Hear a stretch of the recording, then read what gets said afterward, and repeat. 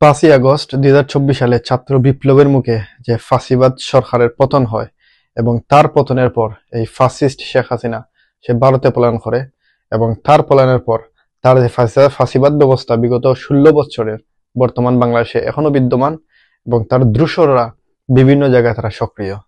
বর্তমানে বাংলাদেশের প্রেসিডেন্ট শাহাবুদ্দিন সে আওয়ামী লীগ দ্বারা মনোনীত রাষ্ট্রপতি এবং বর্তমানেও সে রাষ্ট্রপতির পদে বহাল রয়েছে।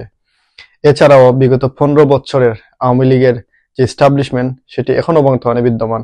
তাদের আওয়ামী লীগ দ্বারা নিয়োগকৃত পুলিশ এখনো তারা বিদ্যমান। আওয়ামী লীগ দ্বারা নিয়োগকৃত বিচারপতি, আওয়ামী লীগ দ্বারা নিয়োগকৃত বিজিবি, র্যাব এবং বিভিন্ন রাষ্ট্রীয় মহলে আজকে তারা এখনো বিদ্যমান এবং তারা এখনো তাদের সেই ধ্বংসাত্মক তাদের সেই সন্ত্রাসী, তাদের সেই হত্যাকাণ্ডের যে পরিকল্পনা তারা এখনো চালিয়ে যাচ্ছে। বিভিন্ন জায়গায় তারা বিভিন্ন রূপে বিভিন্নভাবে তারা অপ্রীতিকর ঘটনা ঘটিয়ে রাষ্ট্র কাঠামোকে ব্যাঘাত করার চেষ্টা করতেছে, কিন্তু বর্তমান ডক্টর ইউনূস তা মোকাবেলা করতে ব্যর্থ হচ্ছে।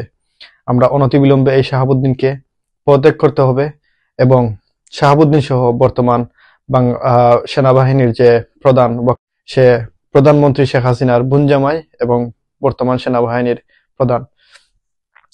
শুধু ওয়াকারুজ্জামান নয়, বিগত ১৬ বছরের আওয়ামী লীগ দ্বারা নিয়োগকৃত সমস্ত পুলিশ প্রশাসন, র্যাব প্রশাসন, বিজি প্রশাসন, বিচার ব্যবস্থা সমস্ত কিছুকে রিফর্ম করতে হবে। তা না হলে পুরোপুরি বাংলাদেশ থেকে ফ্যাসিবাদ ব্যবস্থা কখনো দূর হবে না এবং এই সমস্ত দূষরদেরকে পদত্যাগ করে তাদেরকে আইনের মুখোমুখি করতে হবে এবং যে সমস্ত এই সন্ত্রাসীরা সরাসরি হত্যাকাণ্ডের সাথে জড়িত, সরাসরি লুটপাটের সাথে জড়িত, তাদেরকে চাকরিচ্যুত করে তাদেরকে আইনের আওতায় নিয়ে আনতে হবে।